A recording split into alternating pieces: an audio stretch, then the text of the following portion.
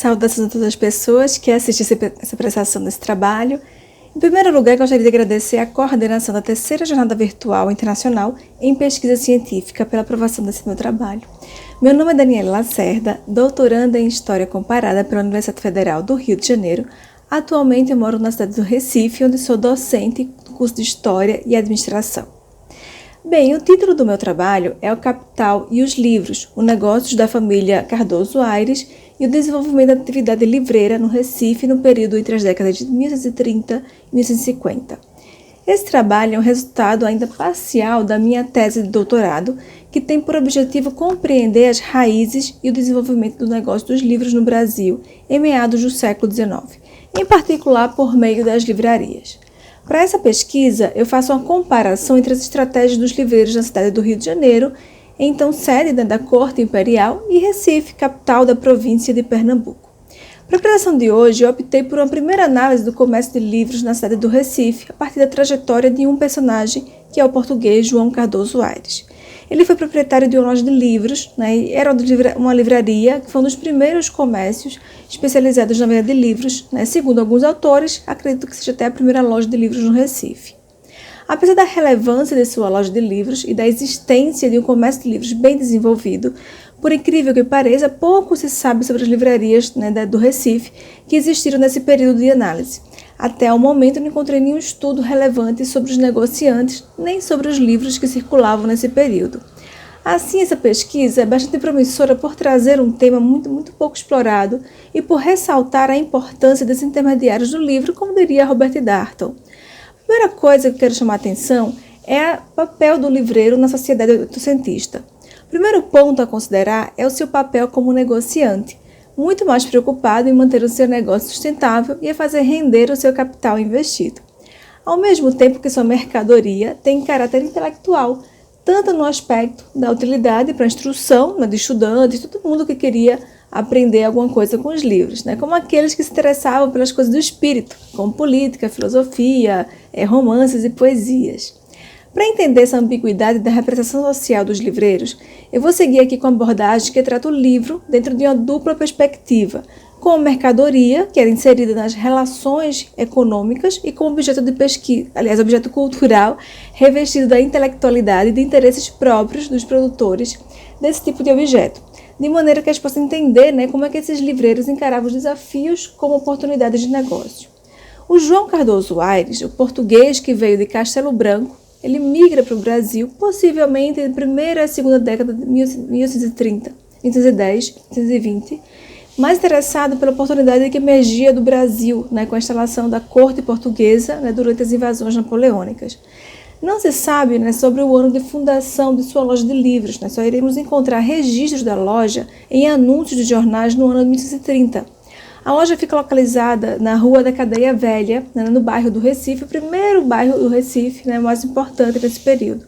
Nesse bairro se localizava a Praça do Comércio, a maioria dos negociantes de grosso trato, e da alfândega. Nesse bairro era um local bastante privilegiado, a rua fazia uma ligação com outro bairro do Recife, que onde ficava um comércio bastante variado, o Palácio do Governo.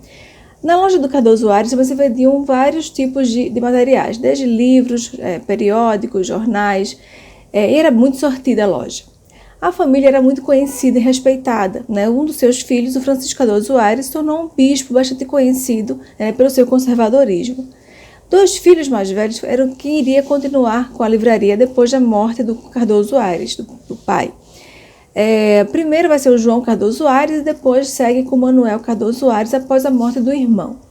A sucessão familiar na administração dos negócios permitiu que a loja de livros se mantivesse em atividade mesmo após o falecimento do João Cardoso Aires em 1844.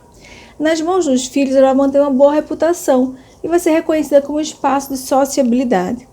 Essa análise permitiu explorar novas possibilidades de compreensão das dinâmicas do complexo negócio do livro, iluminando a paisagem que se formava no contexto pernambucano em linhas como a expansão dos principais centros editoriais na Europa e também com conexão com o Rio de Janeiro. Para tanto, o percurso da pesquisa vai se pautar no cruzamento de duas fontes principais: os anúncios de livros publicados nos jornais da época e no inventário pós-morte do João Cardoso Aires, realizado em 1954. do inventário, né, do João Cardoso Aires é bastante revelador, porque a gente consegue situar o negociante na camada mais privilegiada da sociedade. O inventário é um documento, né, que revela que da família, né, existiam 4 escravos, né, como objetos, né, ouro, um valor considerável de imóveis, e da loja de livros constavam ainda 400 livros, né, de títulos variados e livros em branco.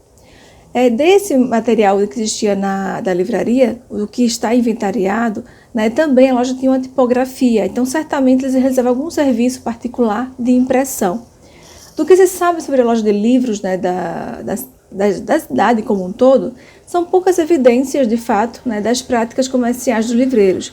Quase nada restou de documentação, a não ser os anúncios de jornais que a gente ainda consegue observar como um retrato do momento. As possíveis listas de solicitação de remessas de livros, livros contábeis, compra de materiais, lista de trabalhadores ou recibos de vendas, até o momento não foi possível encontrar nas visitas que eu fiz aos arquivos públicos. São muito poucos indícios da movimentação dos livreiros e sua atividade comercial. E aí é por isso que a gente consegue garimpar mais informações nos anúncios e notas, né, que aparecem nos jornais. Como a gente mencionou anteriormente, em muitos anúncios não se dizia, né, o nome do proprietário da loja de livros. Era muito mais comum, né, dizer apenas o endereço. E aí fica, às vezes, difícil de encontrar quem era o proprietário. Nos anúncios de 1827, 1829, publicado no Diário de Pernambuco, encontrei 3 livrarias atuantes nesse período. Uma que ficava na Rua do Colégio, aliás, 2 ficavam na Rua do Colégio, que era uma antiga rua nesse período, e a Rua da Cadeia. Eu não tenho certeza se essa loja realmente era do Cardoso Aires, né? Seria algo para se confirmar. Da veia comercial do Recife, né, assume um protagonismo muito grande nesse período. Então dá a entender, né, a importância que era a circulação de livros nessa época. A dimensão que tinha a cidade, né, no comércio, né, é ilustrada pela prosperidade comercial do porto do Recife.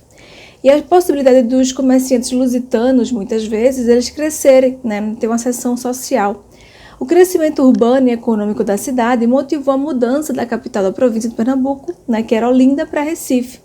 Em 1827, Recife vai se tornar a capital, que vai representar pelas freguesias mais importantes, que era o Recife, né, hoje conhecido como Recife Antigo, Santo Antônio.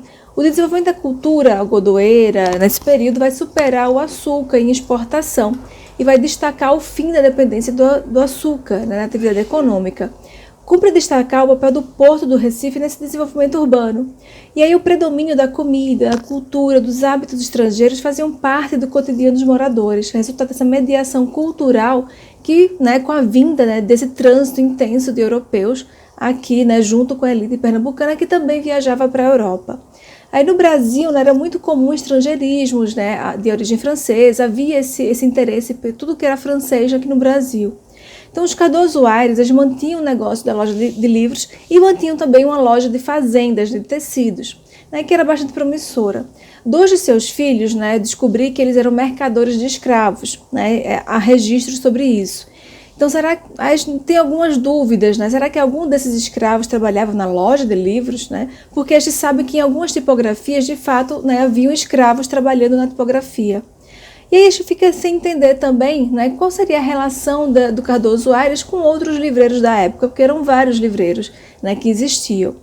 A Rua do Colégio era uma rua, né, que é como se fosse um reduto de livreiros, tipógrafos, embora, né, a loja de livros do Cardoso Aires ficasse localizada em uma outra rua, próxima até da Rua do Colégio, né, atravessando pela ponte, né, que cruzava os 2 bairros. Então, a gente não tem muitas informações, né, por isso que ainda está em fase de investigação. Mas o que a gente sabe é que João Cardoso Aires não presenciou o fim da sua loja, que ela foi tomada por um incêndio em 1871. No andar superior morava a família Cardoso Aires, né, que nessa época quem cuidava da loja era o Manuel, depois da morte do irmão, José. E aí nesse incêndio, né, realmente acabou com todo o material que havia, né, no andar térreo, que era onde ficava a loja. Essas questões têm ajudado a gente a refletir sobre o cenário que se desenhava na constituição, né, do campo editorial no Brasil, que teria tido lugar em fins do século XIX. As primeiras conclusões, né, é que realmente existia esse movimento, esse desenvolvimento da cultura do livro, né, em vias, né, de crescimento. Então, os livros circulavam nas cidades, né, que chegavam diretamente dos centros europeus. Havia um trânsito, né, intenso de importação de livros. E era nesse trânsito, né, que a gente percebe que havia uma demanda, né, de pessoas que queriam saber das novidades que chegavam nesse ambiente, né, de circulação de livros. E a maneira como era divulgado, como era comercializado, a gente percebe que havia uma conexão com os principais centros editoriais, como Lisboa e Paris. Então, a gente consegue entender mais ou menos quais são as estratégias, né, que conectavam esses livreiros, né, com esse modo, né, de trabalhar muito próximo, né, à atividade livreira que se acontecia no mundo. Então, Recife não estava atrás, digamos assim, né, do Rio de Janeiro ou de outros centros editoriais. Havia realmente um interesse por livros. A cidade estava em crescimento, né, havia um momento de transformação que foi o momento do governo, né, do Rego Barros, que buscava uma transformação, uma visão de progresso na cidade, trazendo aí engenheiros, né, franceses para remodelar o espaço físico da cidade. Isso vai transformando também as mentalidades. Nesse momento, né, em 1648, vai surgir aí a última das revoluções populares, né, a Revolução de 48 aqui em Recife. Muito desse ideário socialista, que foi justamente o que movimentou esse pensamento dos praieiros nesse período, vieram dos livros. Muitos livros que eram compartilhados, inclusive, por esses engenheiros, né, o Vautier, que o Rego Barros traz para trabalhar aqui nessas obras. Então, há uma movimentação cultural, literária bastante intensa, que infelizmente ainda não foi muito bem explorada, né, nos estudos, né, aqui sobre esse movimento aqui no Recife. Então a pesquisa está em andamento, mas esse trabalho em si, né, que fala mais sobre o João Cardoso Aires, consegue tirar algumas conclusões. A gente consegue perceber que ele tinha sim uma visão de negócio, né, primeiro porque ele colocou a sua própria loja em um ambiente em que havia um trânsito bastante intenso de estrangeiros, de pessoas de conhecimento que tinham um apreço, né, pela literatura, e além disso, né, há também uma visão de negócio, porque ele sabe que talvez o livro não fosse tão algo sustentável nesse momento. Então, por isso que ele também trabalha com outros artigos dentro da loja. Ele tem outro negócio, né, que é a loja de fazendas de tecidos, e isso faz com que ele consiga se estabelecer e manter a loja por um bom tempo. O que a gente sabe é que, mesmo após a morte do Cardoso Aires, o pai, a loja ela vai se continuar nas mãos dos dois filhos, e mesmo após, né, quando ela, infelizmente, ela vem a acabar, né, com o material que existia na loja, a loja ela sai desse endereço da Rua da Cadeia Velha e vai para um outro endereço, também no mesmo bairro, em que o Manuel Cardoso Aires vai continuar a atividade de papelaria, já não é mais livraria, ele continua sendo encadernador. Então, há uma mudança, né, de negócios dentro dessa família. Mas o que a gente tem que entender é que o negócio de livros realmente parece ser promissor. Existia várias lojas, identifiquei pelo menos uma dezena de lojas que vendiam livros, especificamente consideradas como lojas de livros, principalmente nessa rua do colégio, que hoje em dia é a Rua do Imperador. Então, nesse local, que era um local de comércio, né, então havia um trânsito de pessoas muito tenso, ela se torna talvez um centro, uma aglomeração, né, desse ambiente em que havia uma circulação maior de livros nesse local, além de tipografias, de jornais que também apareceram nessa região.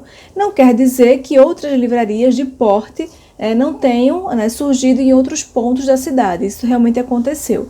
Mas é interessante notar que havia realmente um movimento muito grande nessa rua do colégio.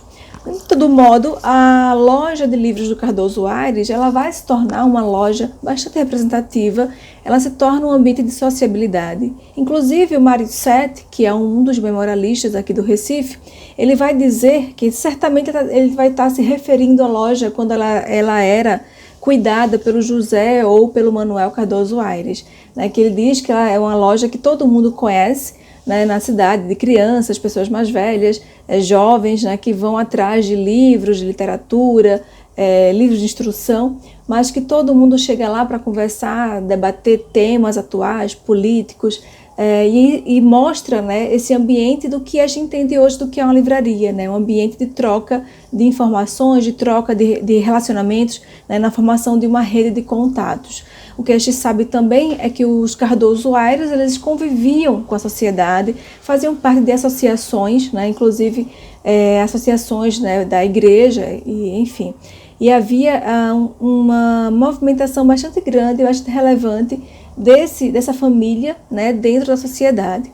Então, é algo que a gente traz para dentro dessa discussão sobre o desenvolvimento editorial do Brasil, né, como sendo, né, um momento propício de talvez uma efervescência aí que estava crescendo entre 1930 e 40, né, especialmente na década de 50, que realmente é quando surge aí talvez um boom, né, de livrarias, de livreiros que vão estar desenvolvendo seus negócios aqui no Brasil. Bom, gente, é isso que eu queria apresentar para vocês. Eu espero que tenha sido claro, né, a prestação do trabalho, e agradeço muitíssimo pelo interesse nessa apresentação.